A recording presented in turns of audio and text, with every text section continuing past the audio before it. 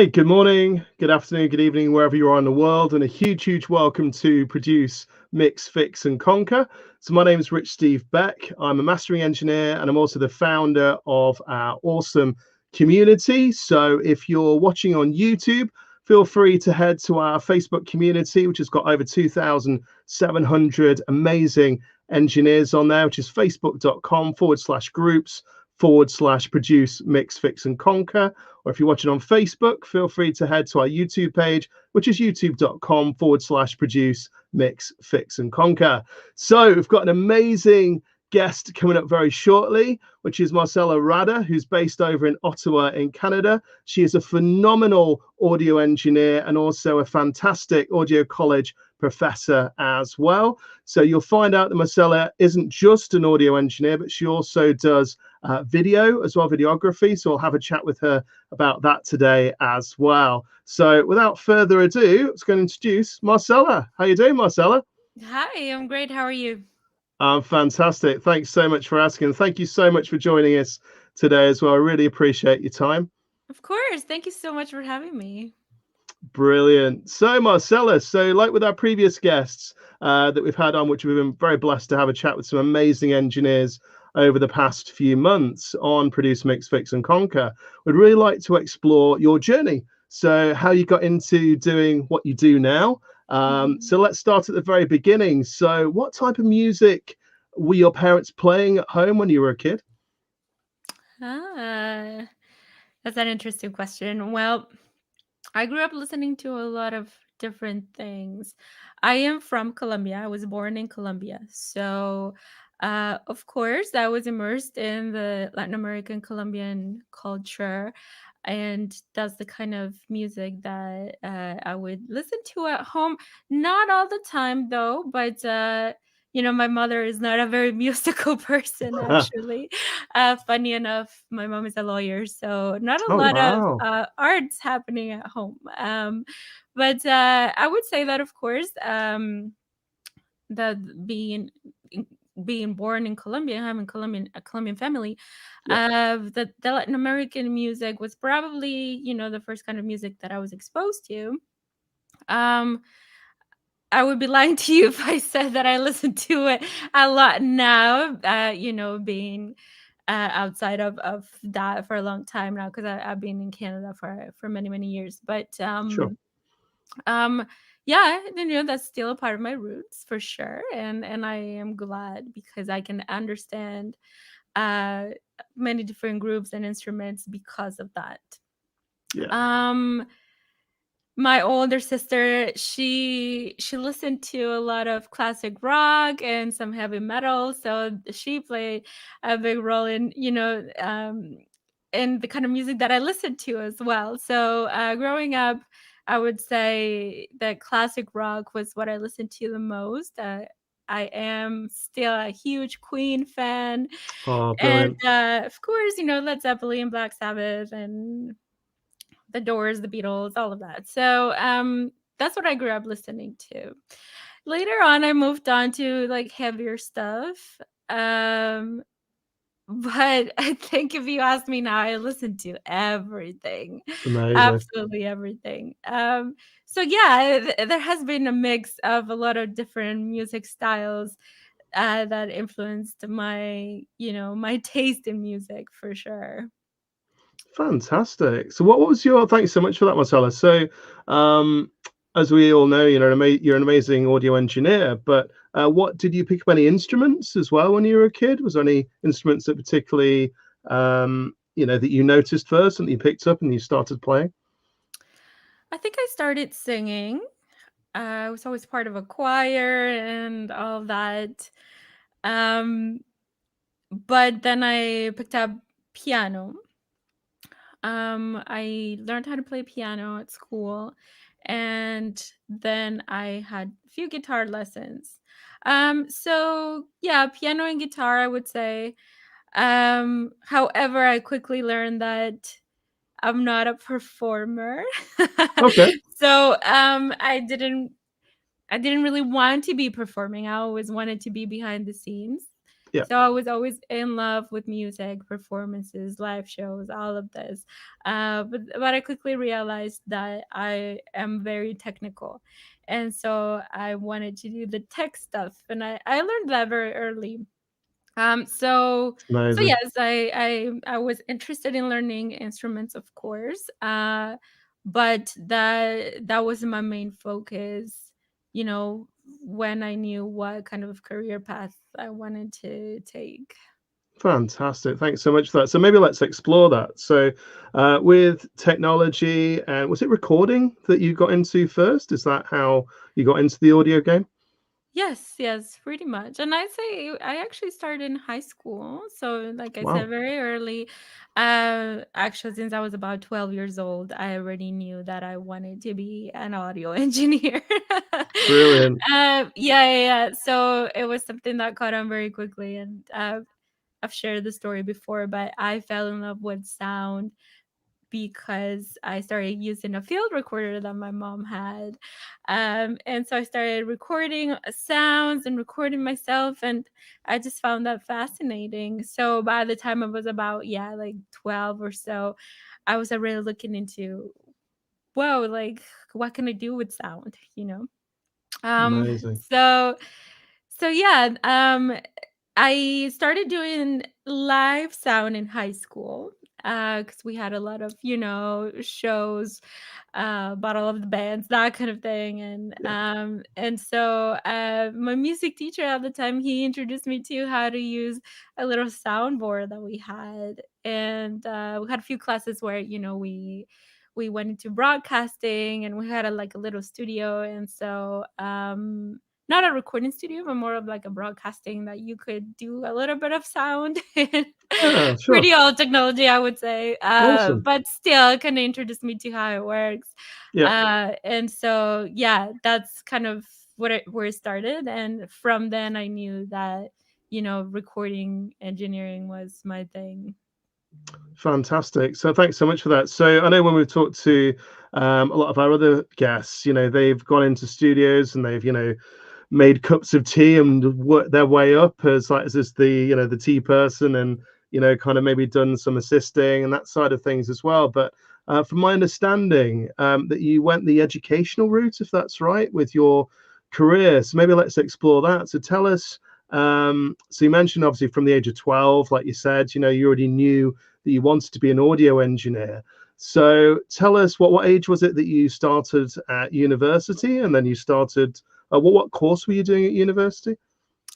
Yeah, so I started right out of high school. So when I was about 17, 18 years old. And I took the music industry arts program at Algonquin College that I actually teach now. Brilliant. And so it was a 1 year super intense program that teaches you about the music industry in general, a lot of recording engineering, mixing, Yeah. but then it showed me all the different roles that I could have, as a producer, as a manager, as a booking agent, as all the different roles that you could have in the music industry, which was great for me because I knew that I wanted to be in the music industry. I knew that I, wanted to record music, but that assured me that yes, this is the role that I want to have. And so after that, I did a Bachelor of Music with a major in digital audio arts from the University of Lethbridge. Awesome. And of course, this Bachelor of Music gave me a lot more insights on not just recording and mixing, but music, understanding music, ear training, listening to music, music theory. So even though I didn't focus on an instrument, I had to learn music theory. I had to learn to compose. I had to learn about different instruments. And so I think everyone should do that. Yeah, As an audio absolutely. engineer, you definitely have to have an understanding of, music theory, composition, arrangement, Yep. because it does, of course, really help with ear training, being able to follow a score when you're in a session, or maybe not a score specifically, but also just chord progressions, etc. So doing the Bachelor of Music really helped with, training my ear and really understanding what's going on in a session, with Amazing. different instruments, communicating with musicians as well. Because of course, it's not just about the technical side, but it's, you need to be really good at communicating, and using the right vocabulary. Yeah. So that was 4 years of that. Awesome. Really awesome. And after that, I did a master's degree. So I went to Berklee College of Music.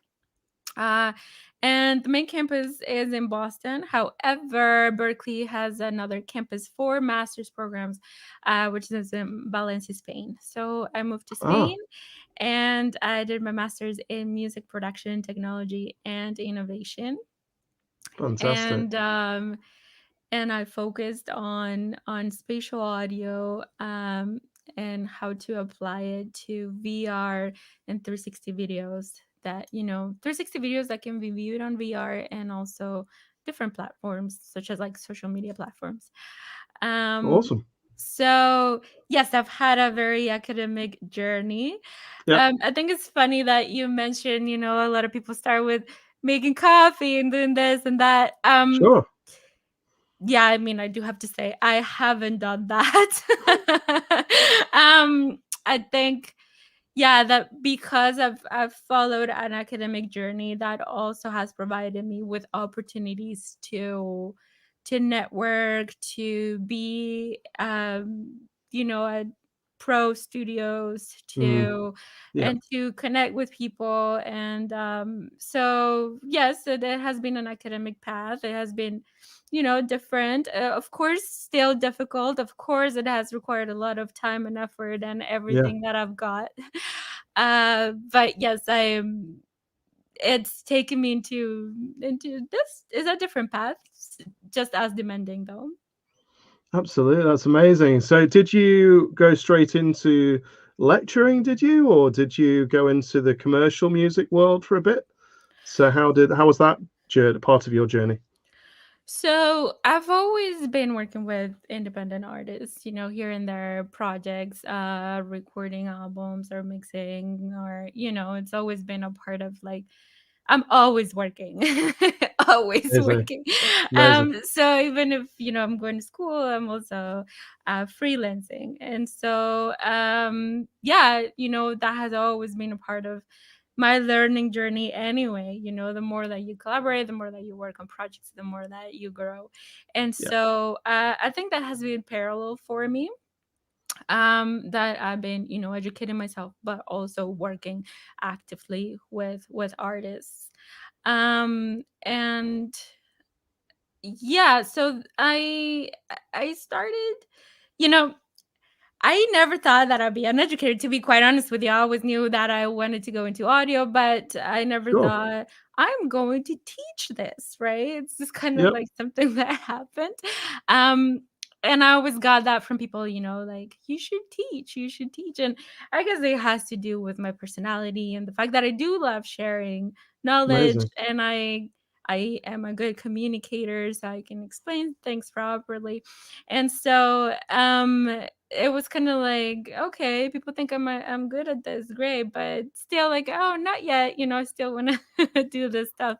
Yeah. And then when I was doing my masters, I had quite a few opportunities to teach as a Yeah. graduate assistant, because I got a job at Berkeley, and well, my job was to help other students with academic stuff. And so that was like the first time that I was exposed to pretty much teaching at a low level, but still.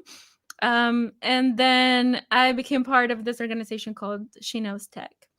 Cool. And She Knows Tech is working towards closing the gender gap in the industry. And so we mentor female identifying students who, might want to pursue a career in music tech. Brilliant. And so I became a mentor, and I had my first, group of students that I taught for 7 weeks in the studio at Berkeley. And that was such a rewarding experience. It was really amazing, actually. Quite a few of them uh, were undergrad students. and they wanted to go into the audio engineering program at Berkeley, which is extremely difficult to get into. Yeah. Okay. And with my I helped them through the application process, and with my training, they nailed the interview and they all got into the program. So Oh, that fantastic. to me was everything. I was really, really proud of them, and I made a difference, and it was, clear that I made a difference. So Yeah. um I think that's when I realized this is great. I'm obviously meant to do stuff like this. And so after I finished my master's degree, I was actually offered a fellowship in academic technology at Berkeley. And Great. so through this fellowship, I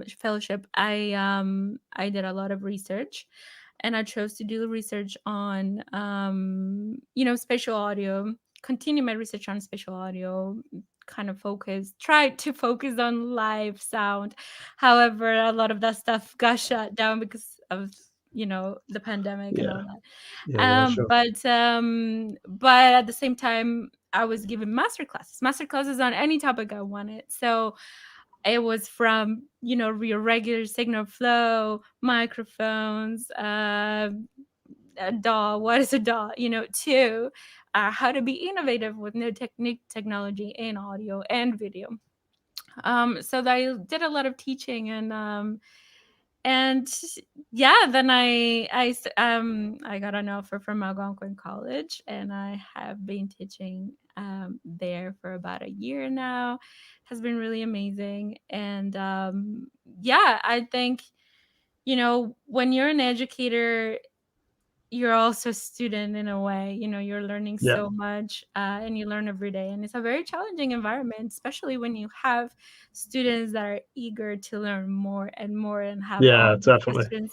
And so i've I've learned so much just from being an educator, not only on the tech side though. As a person, I feel that I've grown a lot, just because you don't only stand there and teach and share information, but you're a leader, right? You're Yeah. leading a group of people, you're You're trying right. to Yeah. Yeah. inspire them, you're trying to get them to use the tools that you're providing them with and create innovative things. So being an educator has shaped who I am today in a way, which is in a very positive way. uh, Amazing. so that's been really great. Yeah. Fantastic. No, thanks so much for that, Marcela. Yeah, I was going to say, it's like with people skills as well, as that's a skill in itself, though, isn't it? Really, to be fair, and how you actually relate to people and ask people questions, not necessarily give them the answers, and maybe get them to find the answers themselves as well to explore audio and techniques. So really interesting that you mentioned about DAWs as well. So what so I know that obviously that you do videography and 360 videography as well. So with audio, what DAW do you tend to use, or do you use a different DAW to teach in or to work with independent artists in, or is it the same DAW that you tend to work in? I am a Pro Tools user. Like I have most been, of the world. yeah, I have been using Pro Tools for the past 10 years, and I'm Brilliant. just so it just yeah, like it just comes naturally to me now Yeah. to just like even if whatever you have to say about Pro Tools, but like for me is just it's my dot, right? It's Yeah. just what I use. And once you learn to troubleshoot it, like you just know what's wrong all the time. It's just kind of, and if you don't, like, you'll figure it out. But like Yeah. after using it for so long, it's just a lot easier for me. Teaching it though, I've realized, yeah, it's not as user friendly as I thought it was, just because I've been using it for so long, and then to me, it's just like, oh yeah, go here, like, oh, is that? But then like learning it, or like teaching it to people that have Mm. never used it Yeah. Yeah. before, yes, it can be a bit challenging, but still, like, nothing that you can't overcome. So Yeah. so yes, Pro Tools 100%. Cool. But I've also used Reaper. Well, I've used Reaper. I've used Ableton Live. I've Mhm. used Logic. I've used Yeah. I've tried them all, almost all. But um I mean, I really like Ableton Live for producing, for Hmm. sure. I think Yeah. Logic is very user friendly, and I think Reaper as well. And Reaper is a very useful, it's a very accessible tool. Yeah. um, and and you can mix spatial audio within Reaper. So when you use Reaper and free plugins, those are just accessible tools that are out there. Yeah. So I think I appreciate a lot of different things from all the AWs. Having used them, having the opportunity to use them all. I think they all have very unique things that I like. However, because I learned and Pro Tools from the very beginning, that's my go-to. Awesome. Thanks so much. That's brilliant. So I think that's really interesting what you said as well, because I've spoke to a few other engineers about, for example, Reaper, and the fact that I don't know how much it is in dollars, but in pounds, it's £60 for a fully fledged professional DAW is absolutely phenomenal. But as you rightly said, Pro Tools is the go-to industry standard for everybody. And I use Pro Tools as a mastering engineer, but also Wavelab and recently Nuendo as well. So I've explored Nuendo 11 a bit as well. So Mhm. been having a chat with a couple of the people there at Steinberg. But I've found that as well for post, like I know that you do with video and that side of things, and spatial audio, it's really interesting with the Dolby Atmos side of things. So talking about post as well, so like video stuff that you do. So how did you? So obviously you're in audio already. So was video just a natural part of what you do? How did you get into video? Yeah, I've always been very good at, just opening a software and figuring it out. And with video software, it was pretty much the same thing. It was just very natural to me to see the tools and figuring it out. And it didn't take long for me to just edit video. Yeah, Um, but I guess because I wanted to be very creative and create creative content for my master's thesis, I got into 360 video, cool. which is a whole other beast. But if I already had, some knowledge into how to edit video. I feel like that just kind of like, you just kind of learn that along the way of, when you want to create creative content. Yeah, But then getting into 360 video, so I could apply 360 audio to it. yeah, Um, I learned how to edit 360 video on Adobe After Effects and Adobe Premiere Pro. cool. Um, it took some time, yeah, but it's not, I just feel that once you kind of get a handle of it, and I'd had someone teaching me as well. I was lucky enough to have a professor that showed me really cool stuff. So having video classes and also, just trying to figure out on my own, I was able to just figure it out and create and edit 360 video. 360 video is it's just very time consuming. I bet. And so Yeah. that is just, it requires patience too and a really good computer. Mhm.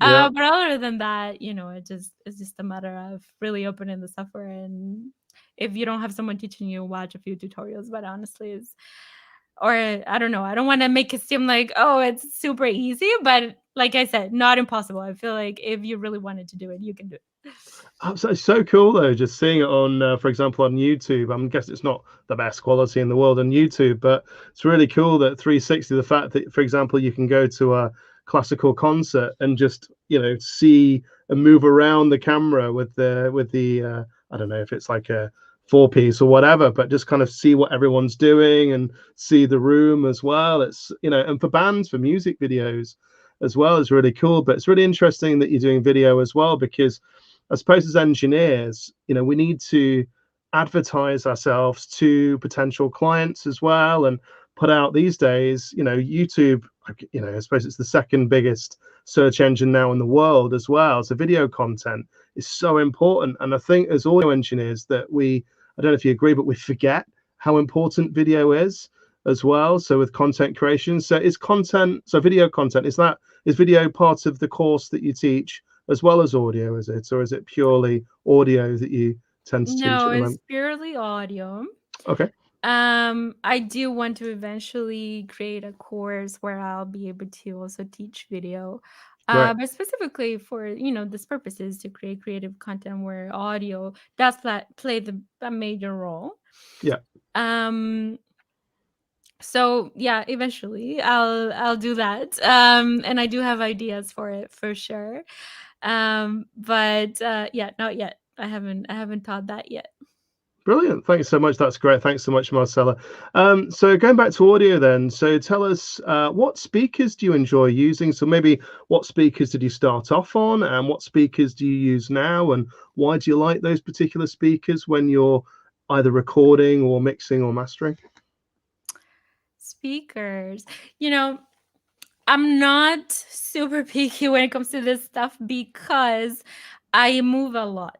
And so I get to just book a studio wherever I am in the world, and that's what we're using basically. Fantastic. And so that's kind of how my journey has been. Hmm.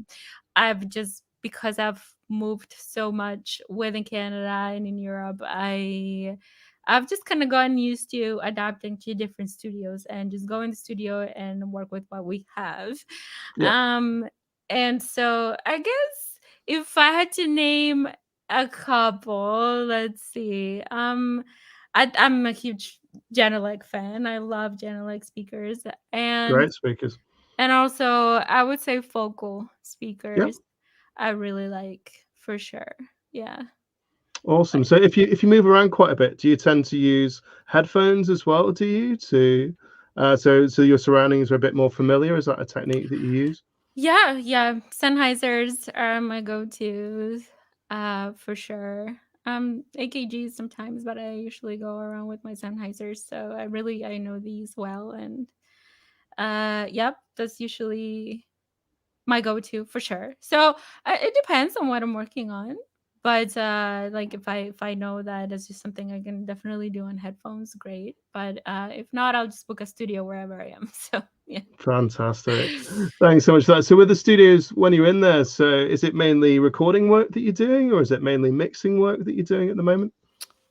Mixing at the moment. I do enjoy recording, I think, a lot more. I do love just, the experience of being in a session for however many hours it is and just recording and seeing everything that happens in the recording process and the new ideas, and when the musicians nail nail that take and all Yeah, that kind of stuff. I so find that cool. extremely exciting.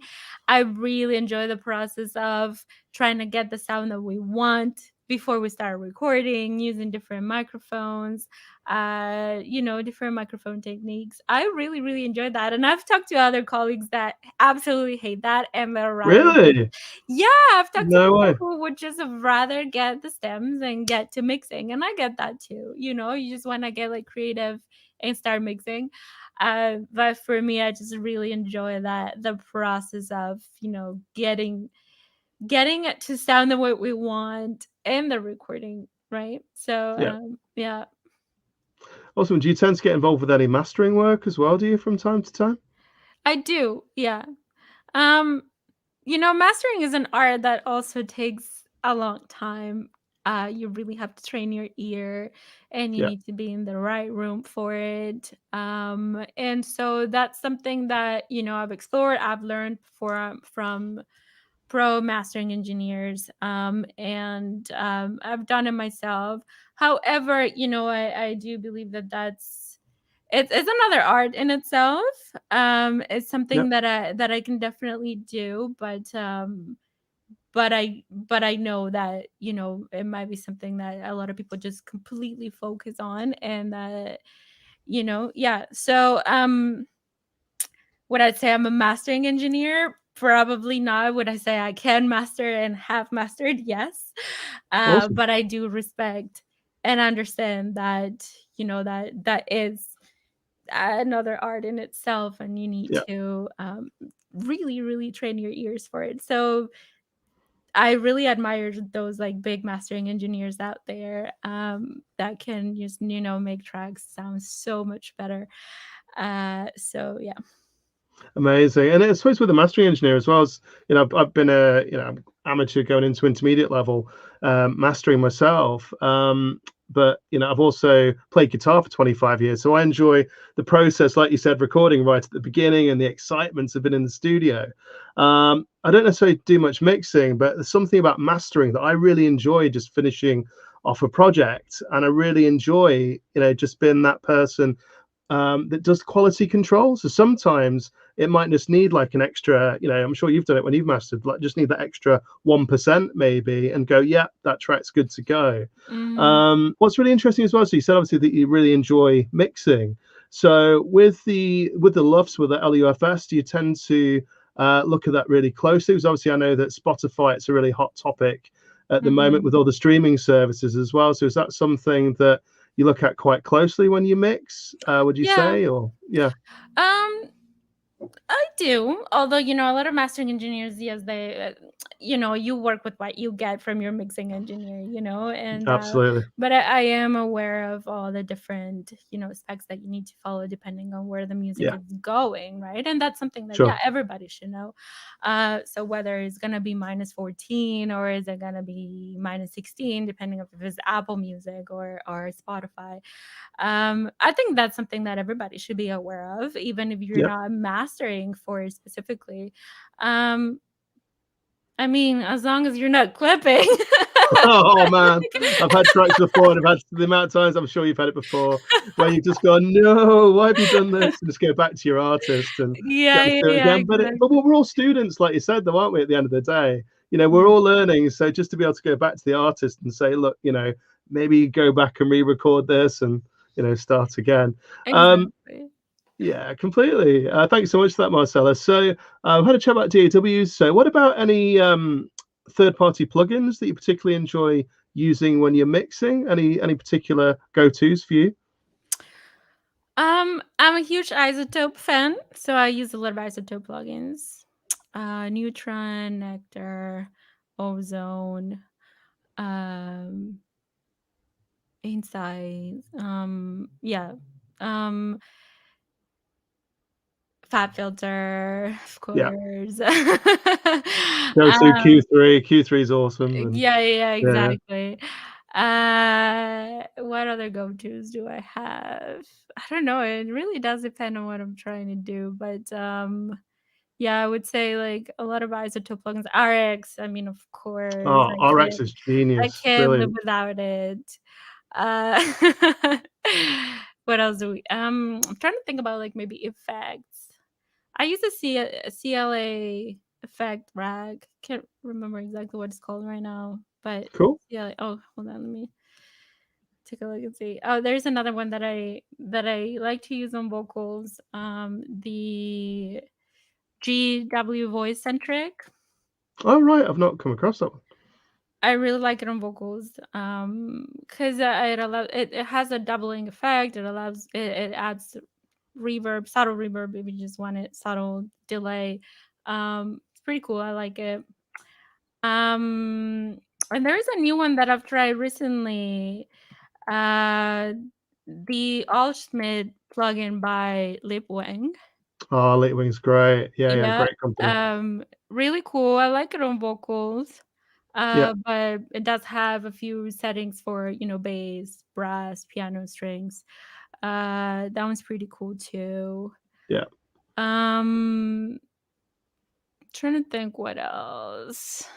VComp, yep. classic, Classic. Yeah, yeah. compressor. Yeah, vitamin as well sometimes. Okay.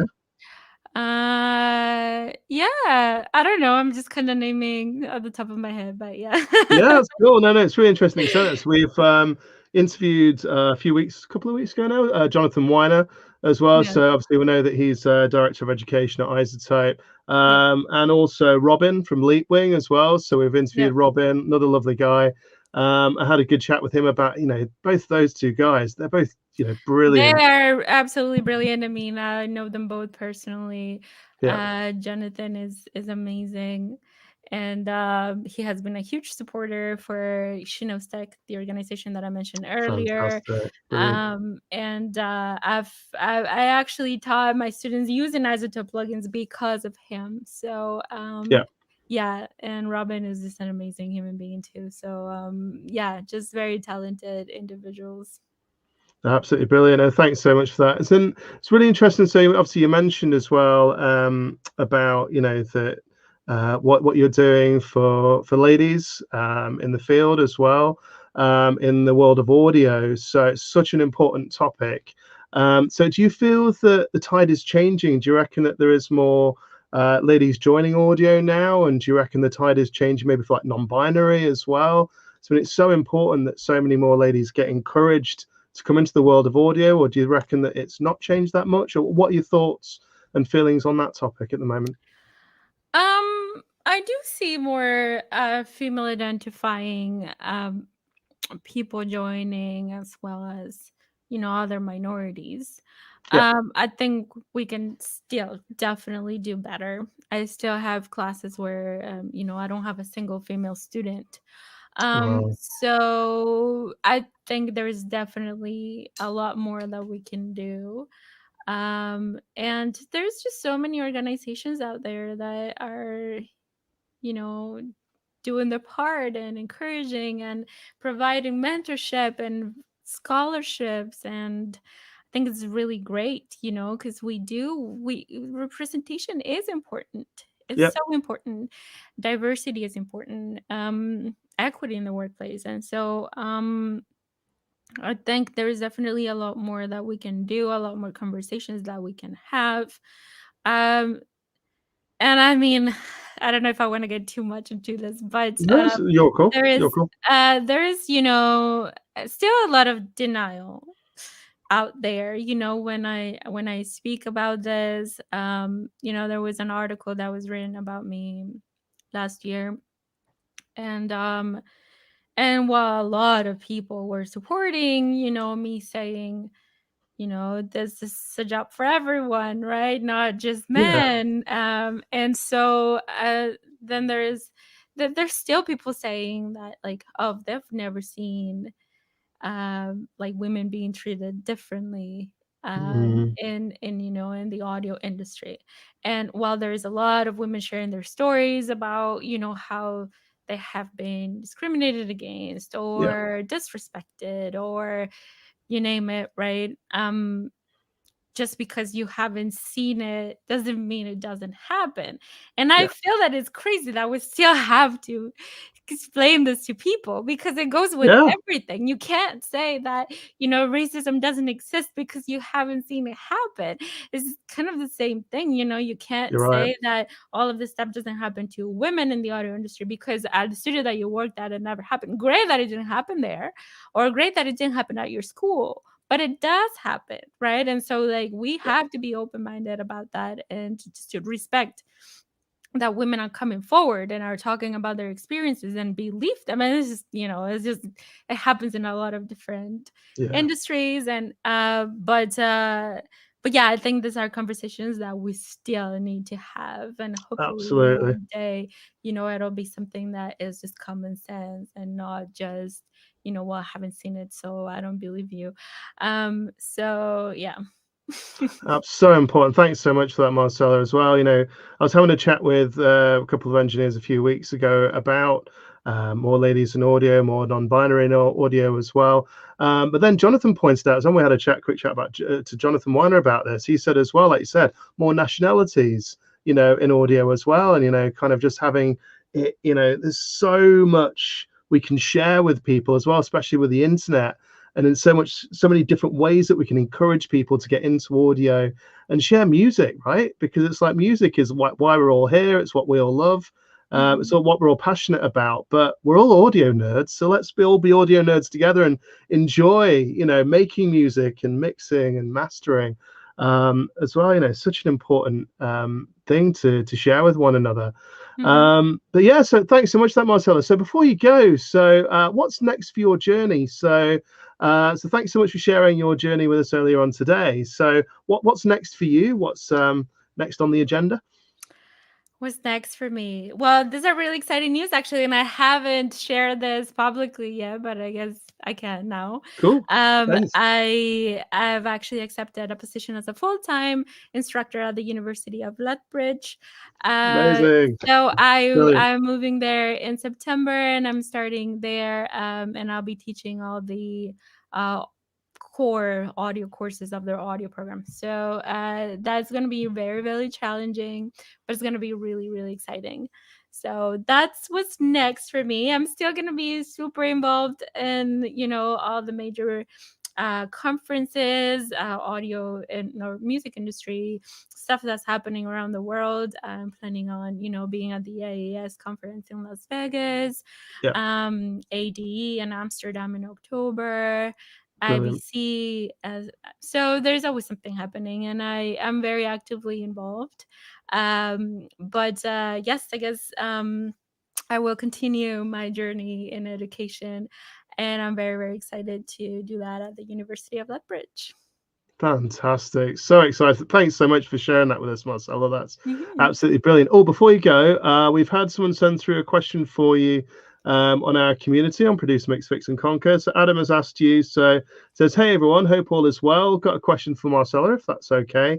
How would you recommend one deal when all the stress that comes with this line of work? Here in Scotland, anyone in education, both teaching and learning, were completely stressed. So I think he's trying to say that kind of doing two jobs at the same time. So Ah. is it quite hard to balance the two sometimes? Hmm. Yes, I think I've had very, very stressful times where, I barely slept. Like throughout my master's degree, I don't think I slept nearly enough. It's Yeah. just kind of like I just kept pushing and pushing until it was finally over. So yes, getting an education and working at the same time is very hard. But I think for me, it has been a very personal type of reflection, and I'm going to share something personal. But Great. I was raised by a single mother who worked full time and went to school at night to become a lawyer while she had two kids. Wow. That's And amazing. I see that and I feel that I can do anything, because she Yeah. did that. She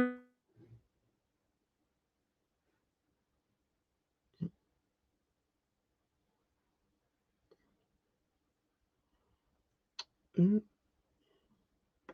Okay, just one moment. I think we've just Marcella's just frozen. So for Marcella to come back on.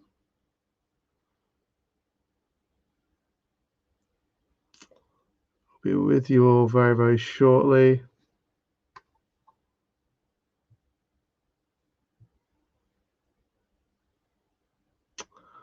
Okay. Right, it's going to wait for Marcella just to reconnect just for a moment. Hope everyone's well. Thanks to everyone for joining as well today. I really appreciate everyone's time. It's been absolutely amazing just finding out about Marcella's journey. Oh, I think Marcella has now gone. So I'd imagine she might come back in a minute. So I'll just leave the live so she just reconnects. With you guys in a moment. So we are live after all. So with you shortly. Just gonna see if Marcella is still here. One moment.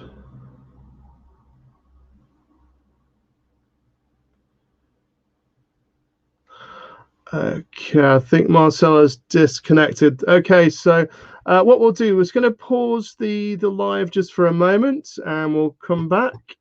So won't be too long. And yeah, we'll just put the intro on just for a moment. Thank you.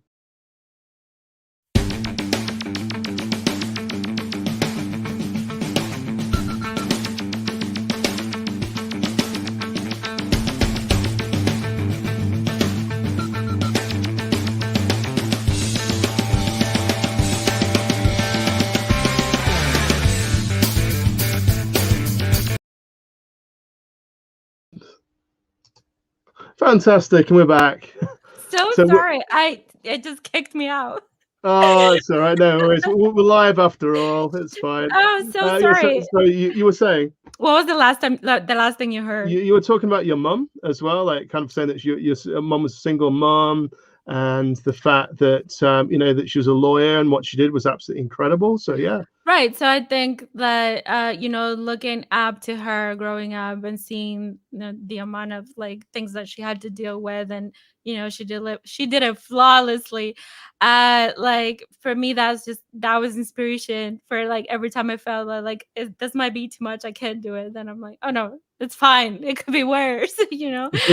or like I would have to like do that kind of thing that she did. So for me, it has just been very personal because I've had that kind of inspiration. I I mean, whoever is like listening to this right now, if this is inspiration for you, I hope it is. But there's just so much that happens in life. And so I feel like it's just very rewarding when you like push through it. So when it comes to like dealing with stress, I I'm not a very spiritual person. So I like it's not that I have this all this like meditation things that people do. I actually don't do that much, but for me it's really enjoying music, and I get a lot of energy from being around people and just kind of like I get a lot of energy from being in the kind of environment where we're creating, where so maybe that kind of stuff doesn't really feel like work for me, because if I'm in the studio and we're creating and we're mixing, that actually gives me a lot of energy because I just really, really enjoy it. So that's kind of like my therapy in a way, that if I'm like Awesome. at school and like working really hard on something that I might not enjoy as much, going into a session and being creative, that's why like puts me back into, yes, this is what I need to be doing and it's worth it. So I have that kind of mentality. Like hopefully that helps. No, that's awesome. No, thanks so much for that, Marcela. No, but thank you so much for your time today. It's massively appreciated. I know that you're very busy. But no, I wish you all the best as well with your new position, with your new role as well. It Thank sounds you. absolutely incredible. So I'm sure, Marcela, if anyone's got any questions as well, are they okay to send you through any questions that they've got as well, education wise? Is that cool? Yeah, for sure. I am very active on social media. Instagram. My Instagram handle is at the Marcela Rada. You can always follow me, contact me. That's how you got in touch with me. It So is. I'm very responsive. So yeah. Awesome. Well, Marcel, thank you so much for your time today. So feel free to hang out for a moment or so after we end the live as well. But again, to everyone, thanks so much for joining the interview today. So if you have missed our interview, so feel free to go to our YouTube page, which is youtube.com/produce, mix, fix, and conquer. But again, Marcela, thank you so much for your time today. Of And we'll course. see you soon. Yeah, you're so welcome. Thanks for having me. And thanks Thank you for very much. everyone who's watching. Brilliant. Thank you. And take care, guys. See you soon.